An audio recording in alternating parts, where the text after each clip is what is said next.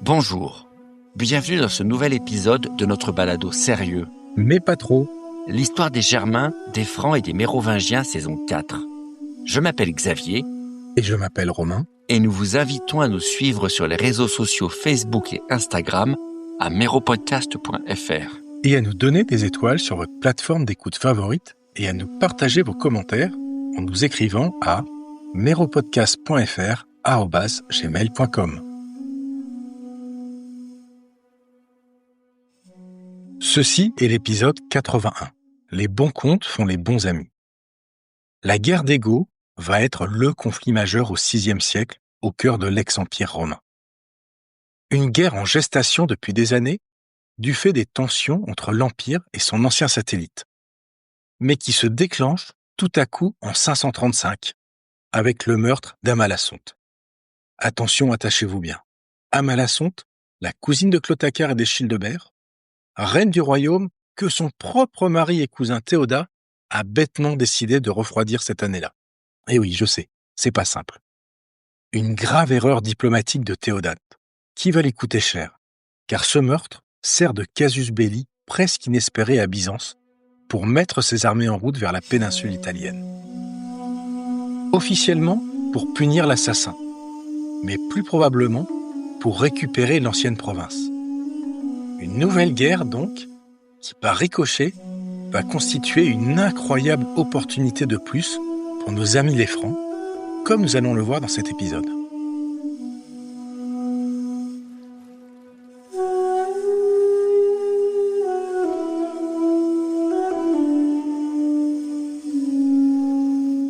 Théodat, le méchant mari d'Amalasunthe, a dû réaliser un peu trop tard qu'il s'était fourré dans un sacré guêpier. En bon petit opposant aigri mais influent, il a animé pendant des années la bande d'aristocrates ostrogoths ingérables, pourrissant la vie de la reine en fomentant des révoltes et des troubles civils pour déstabiliser son régime. Théodat n'était sûrement qu'un imbécile, un de ces aristocrates imbus de lui-même et aveuglé par son ambition et sa testostérone, promettant à tous les Goths qu'avec de vrais bonhommes au pouvoir, le royaume retrouverait sa splendeur du temps de Théodoric le Grand. Mais imbécile ne veut pas dire inoffensif, comme l'a prouvé son coup d'État suivi du meurtre de son épouse, la reine Amalasunthe, car les dures réalités du pouvoir ont vite rattrapé Théodat, à savoir qu'il est toujours plus facile de vendre du rêve quand on est dans l'opposition que de produire des résultats tangibles quand on est aux manettes. Une règle éternelle de la politique que Théodat a fini par comprendre, quand les conséquences de son crime lui sont revenues en boomerang, avec l'échec lamentable de ses tentatives pour amadouer les ambassadeurs de Byzance. Début 535, il est trop tard pour les manœuvres dilatoires ou les demandes de pardon, et la déclaration de guerre en bonne et due forme arrive de Constantinople cette année-là. Et elle s'accompagne d'une double offensive, avec une invasion par le nord, par la côte dalmate en Croatie moderne, combinée à une deuxième armée byzantine qui, elle, débarque et envahit la Sicile. Cette fois, c'est une vraie guerre d'invasion qui s'abat sur le royaume en Italie. Et une guerre que Théodat n'est pas capable de conduire, ou de gagner d'ailleurs, puisqu'il est aussi inepte en matière militaire qu'en affaires politiques. Alors, quand est-ce que Théodat s'est décidé à payer les 50 000 pièces d'or réclamées par les cousins francs de sa femme? Probablement dès 535, vu la vitesse avec laquelle Justinien, l'empereur de Byzance, a utilisé son erreur pour déclencher son offensive. Un versement d'or en catastrophe pour essayer de s'éviter l'ouverture d'un troisième front sur les Alpes et lui laisser une petite chance de concentrer toutes ses forces contre un ennemi unique. En tout cas, ça, c'était le plan de Théodat. Et attention, on ne parle pas de shitcoins, comme du Doge ou du PP. Non, pour l'époque, 50 000 pièces d'or représentent un sacré pactole. D'autant que l'or, on en est friand dans le royaume franc. Vu qu'il y a toujours des trucs sympas à acheter en provenant du bassin méditerranéen, comme des produits de luxe, des bijoux ou du papyrus. Enfin, du bon matos made in Byzance. Et aux dernières nouvelles, les marchands syriens ou juifs n'acceptent pas les bovins comme méthode de paiement. Mais bon, Je sais que tu n'as pas toujours été très bon en maths, Xavier. Mais ça pose un problème, ton histoire. 50 000, ça ne se divise pas vraiment bien par 3 pour faire un nombre entier. Non. Et apparemment, le paiement va mal se passer si on en croit Grégoire. Car on apprend tout à coup que Théodebert le Brillant et son oncle Childebert le Brouillon font alliance dans le dos de Clotacar, vu qu'apparemment, ni l'un ni l'autre ne peuvent plus supporter le Benjamin des fils de Clovis. Alors on n'a pas d'explication très claire autour de cette nouvelle dispute familiale qu'on date généralement autour de 535-536. D'autant que les deux frères ont travaillé main dans la main les 3 dernières années pour mettre à genoux le royaume burgonde après le meurtre épique de leur neveu. Mais une bonne boucherie de bourguignons n'a apparemment pas suffi à les souder définitivement. Childebert, toujours aussi confus apparemment, est devenu tout aigri et plein de mauvaise volonté contre Clotacar, selon Grégoire. Le Brouillon décide donc de se retourner tout à coup contre lui avec l'aide de leur neveu, Théodebert, qui doit être un trentenaire comme ses oncles en réalité, vu que tout ce beau monde est né autour du début du siècle. Bon, est-ce qu'on doit vraiment être surpris avec cette décision du roi de Paris, qui s'est déjà fâché et réconcilié plusieurs fois avec toute sa parenté depuis le début de notre saga? Childebert, c'est quand même le gros lunatique de la famille. L'homme s'est pris la tête avec son frère Théodoric lorsqu'il a cru pouvoir lui prendre son royaume d'Auvergne, puis avec Clotacar lors du meurtre des enfants, puis avec son beau-frère Amalaric quand il a décidé d'attaquer le royaume wisigoth, et enfin avec son neveu quand il a tenté de lui prendre son royaume de Reims à la mort du fourbe. Quant à Théodebert, est-ce qu'il en veut encore à son oncle Clotacar pour cette dernière affaire, même si ça signifierait que par contre il a pardonné à Childebert, ce qui n'est pas totalement logique? Honnêtement, c'est difficile à comprendre.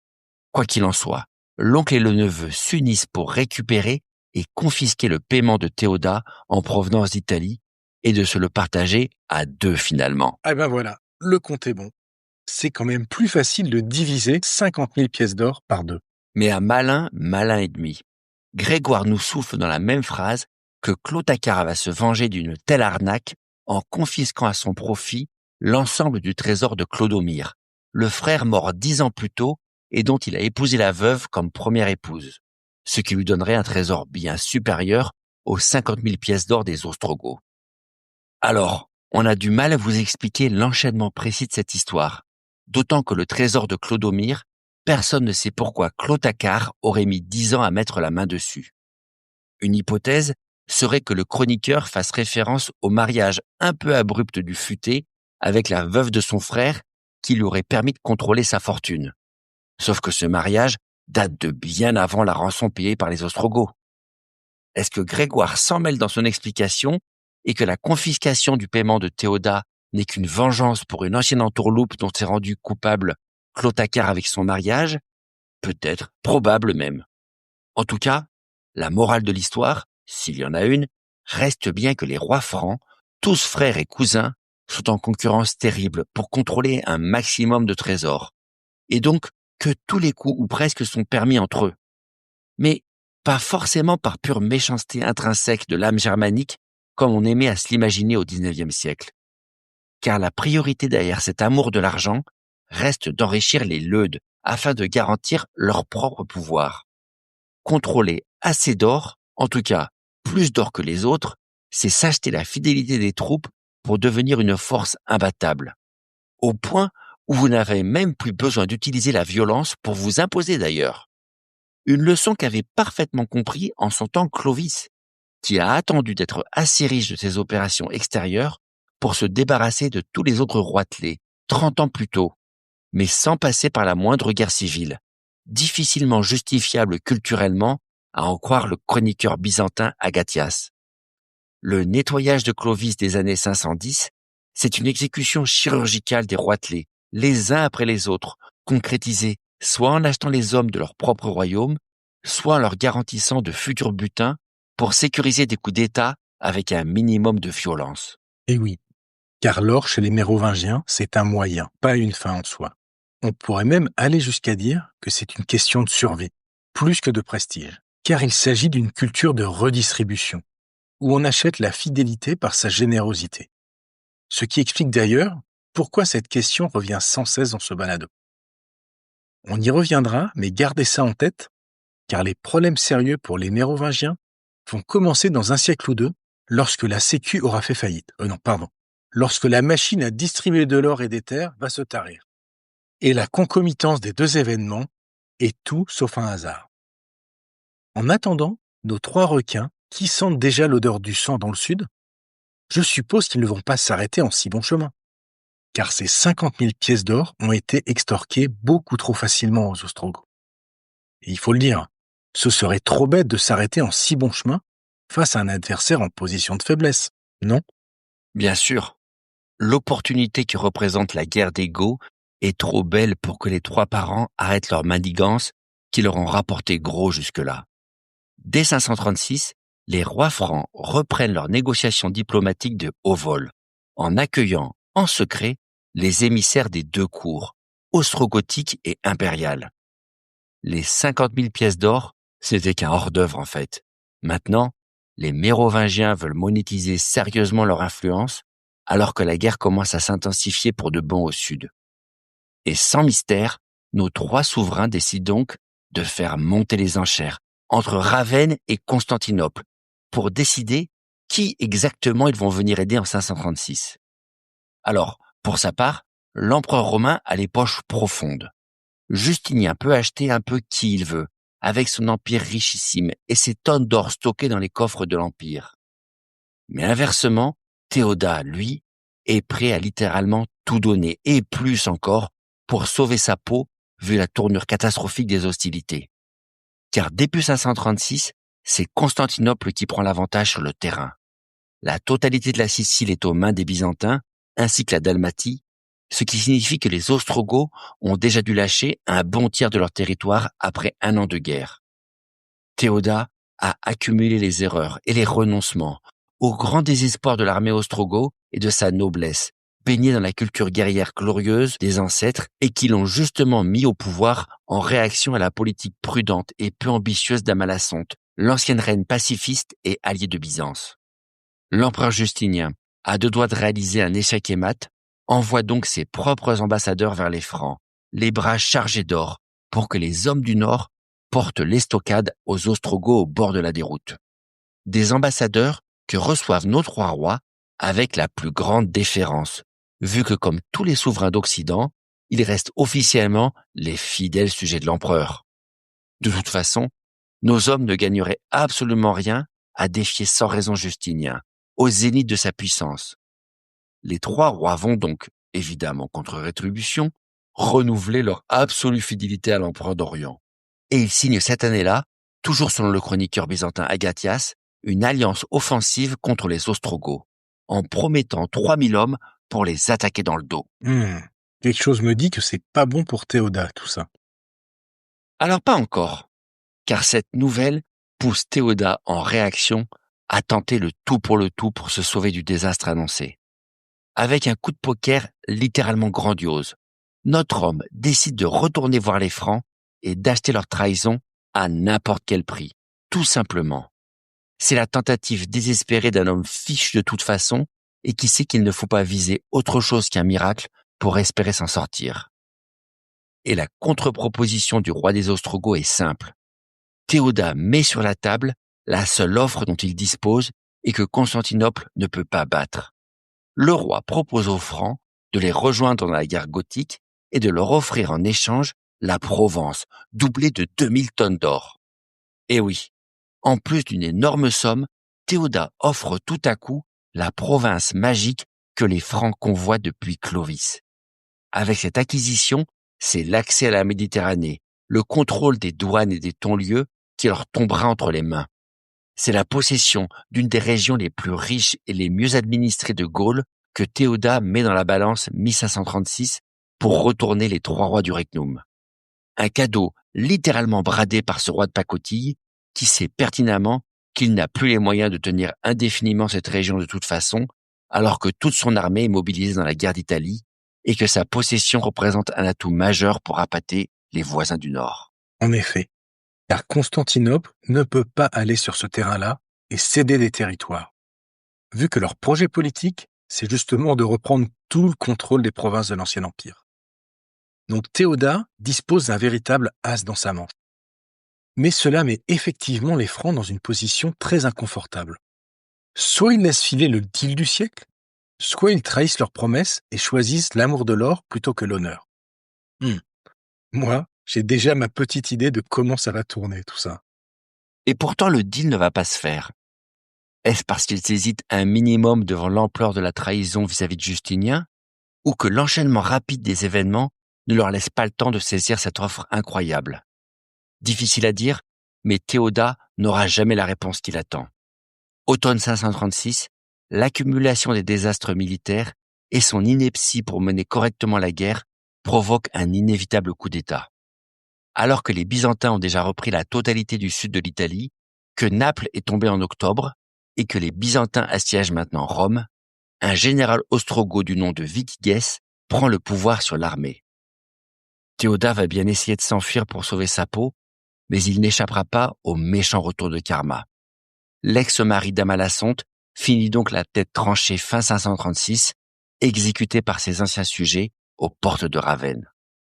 Un changement de régime qui, sans transformer du tout au tout la situation stratégique, redonne du poil de la bête aux Ostrogoths. Vitiges reprend en main l'armée de Théoda et contre-attaque en réussissant même à faire reculer les Byzantins et à les assiéger dans Rome. Une belle victoire tactique qui n'est pas définitive, mais qui donne un peu d'air au nouveau régime ostrogothique. Sauf qu'à long terme, Vitiges sait qu'il aura du mal à battre Justinien et sûrement pas avec un deuxième front contre lui.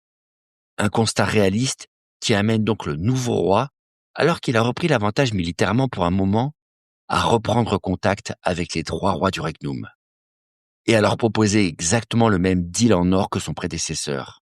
Et surprise, les Francs décident d'accepter cette fois. Oui, mais qui est vraiment surpris? C'était écrit d'avance. Début 537, les 2 royaumes signent donc un pacte secret où les Francs s'engagent à venir renforcer les Ostrogoths militairement en échange de leur tas d'or promis et de la Provence qu'ils annexent collectivement cette même année. Pas de dispute cette fois, pas de bagarre entre les 3 rois ou avec leurs nouveaux sujets. L'annexion va se faire sans problème notable, avec un schéma encore discuté par les historiens, mais qu'on estime probablement du même type que pour l'Aquitaine conquise 30 ans plus tôt. C'est-à-dire une répartition équitable des cités génératrices d'impôts pour créer des entités à peu près équivalentes en richesse et maintenir une forme de continuité territoriale.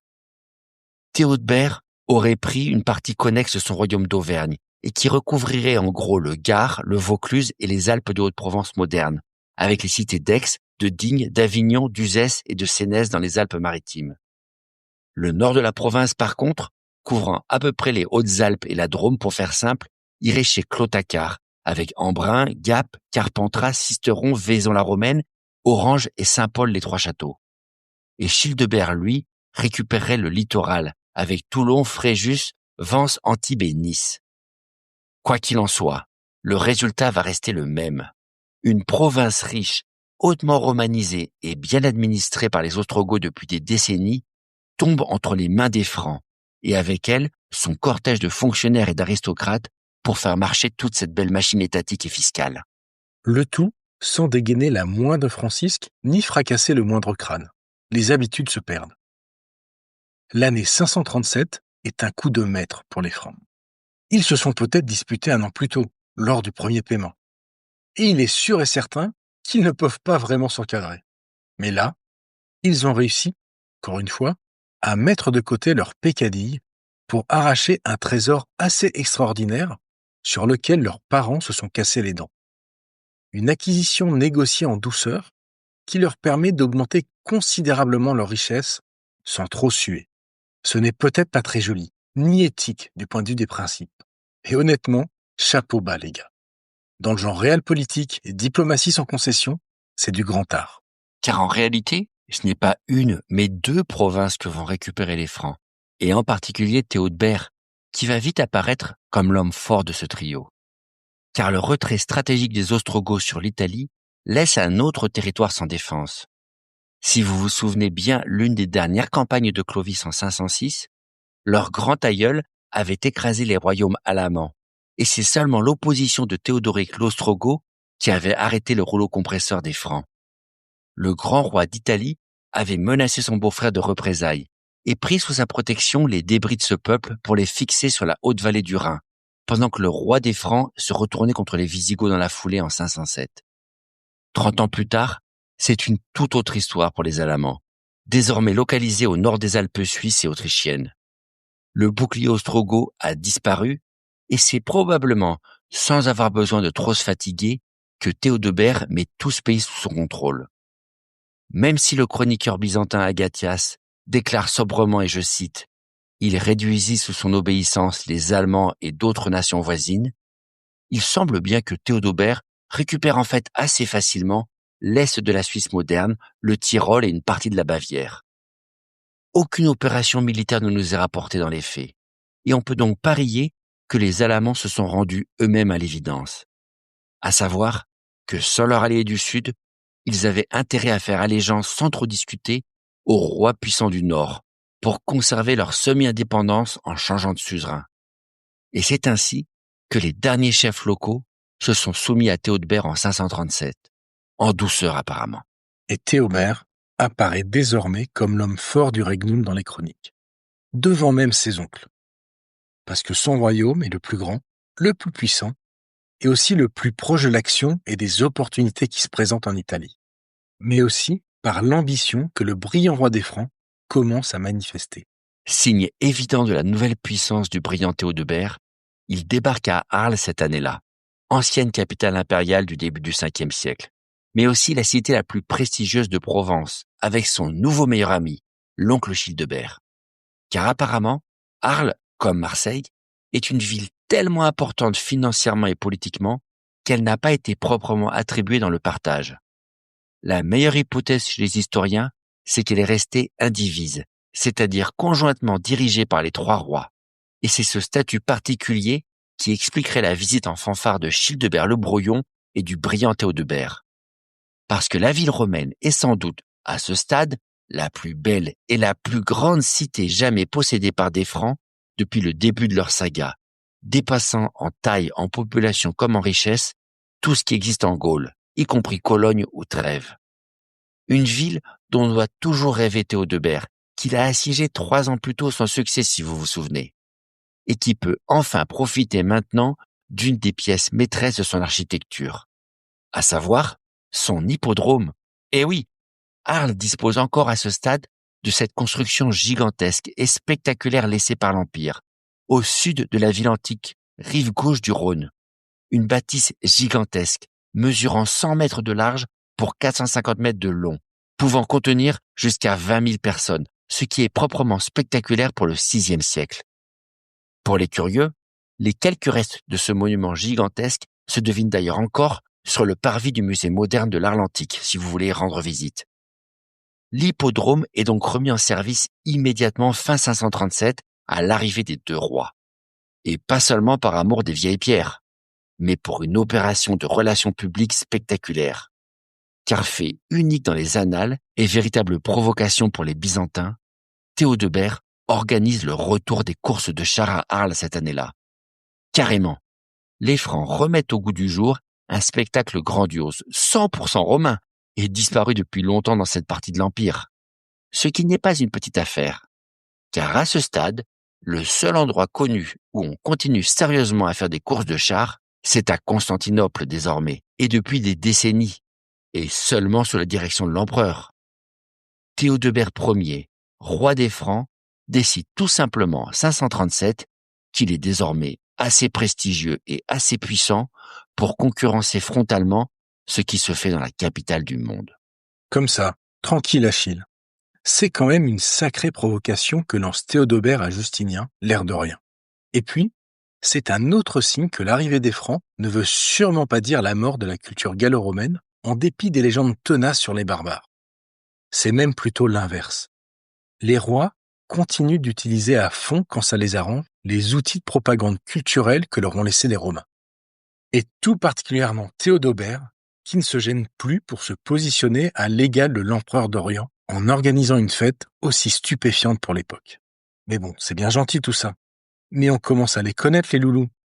Ça doit bien commencer à se savoir que les Francs ont tendance à oublier les belles promesses d'alliance qu'ils font aux uns et aux autres. Carrément. Car au-delà de ces démonstrations de prestige et de puissance, la guerre ne s'arrête pas en Italie. Pire d'ailleurs, aucun règlement en vue après des mois d'opération. Les combats s'enlisent pour de bon entre Byzantins et Ostrogoths durant l'année 537, et personne n'arrive à prendre le dessus. Ce qui ramène l'attention dès 538, et le retour de la belle saison, sur les Francs. Les deux adversaires se retournent simultanément vers leur allié Théodebert et s'étonnent que l'aide promise ne soit toujours pas là. Car oui, les Francs ont bien promis 3000 hommes à l'empereur dans un premier temps, puis 10 000 hommes aux Ostrogoths au titre de l'accord de 537 en échange de la Provence. 10 000 hommes dont les Italiens ont désespérément besoin maintenant, alors que Rome a été dégagée après une foudroyante contre-attaque byzantine. Maintenant, les Ostrogoths sont sur le reculoir, tentant de défendre le reste de leur royaume, réduit principalement à la vallée du Pô et à la Toscane. Et Vitiges exige que ses alliés francs honorent sans plus traîner leur promesse de venir l'aider. Mais où sont les Francs début 538 ? Personne ne le sait. Occupés à écrire des lettres, sans doute. Puisqu'au même moment, à Ravenne, sans doute assez contrarié de cette histoire de course de chars à Arles, l'empereur Justinien reçoit un courrier de son très humble et très cher serviteur, le roi Théodebert, qui a été conservé dans les archives byzantines. On ne dispose pas de la première lettre de l'empereur, mais on devine que Théodebert le Brillant a été sèchement sommé de se justifier sur les 3000 soldats qu'il a promis en 536 d'envoyer contre les Ostrogoths. D'où cette belle lettre de réponse sur un ton à peine embarrassé du Franc. Alors oui, les troupes promises sur le front d'Italie sont en retard, d'accord.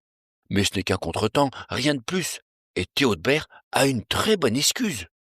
En fait, il n'a rien fait parce que justement, il attendait la lettre de l'empereur, arrivée elle-même en retard de Constantinople, et qu'il n'osait pas prendre l'initiative sans son consentement express. Sauf qu'une fois que le courrier impérial est arrivé en Gaule, tout n'était pas clair pour Théodebert, et il a donc décidé de renvoyer une nouvelle lettre avec un ambassadeur qui doit obtenir des précisions. C'est tout. Et évidemment, une fois que la cour de Constantinople aura clarifié les 2 ou 3 détails qui restent, il faudra qu'il lui renvoie une nouvelle lettre et un nouvel ambassadeur pour tout bien éclaircir. Et là, sans plus attendre, les Francs se mettront en marche. Il faudrait vraiment avoir un mauvais esprit pour déceler une tentative de traînage de pied de Théodebert là-dessous, sur le simple prétexte que chaque lettre met des mois à traverser l'Europe de Constantinople à Trèves, alors que Théodebert est bouleversé à l'idée d'agir trop vite sans être 200% sûr que tout est bien clarifié avec l'empereur, et ainsi il pourra commencer sereinement les opérations promises. Vous y voyez une technique dilatoire, vous ?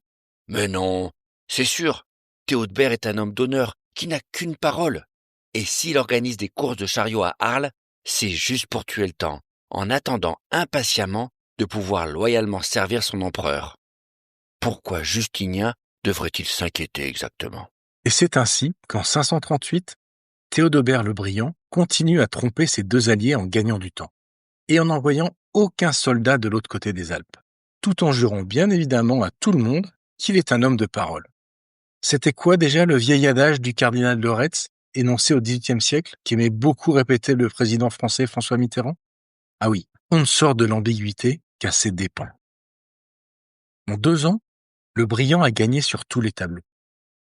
Toute la guerre d'Italie n'a fait que l'enrichir, sans lui coûter un homme pendant que les 2 adversaires s'épuisaient l'un l'autre. Ce qui est déjà un immense succès. Mais est-ce vraiment là le seul objectif de Théodebert ? Le roi des Francs se disait peut-être qu'à laisser s'épuiser dans leur guerre d'Italie les 2 adversaires, il pouvait gagner encore plus de pièces d'or, et peut-être encore plus de provinces romaines. Une belle idée à méditer en regardant passer les chariots à Arles en 538. Merci d'avoir écouté ce nouvel épisode de L'histoire des Germains, des Francs et des Mérovingiens. Retrouvez les cartes et la bibliographie dans les notes de l'épisode. N'hésitez pas à nous suivre sur les réseaux sociaux et rendez-vous au prochain épisode.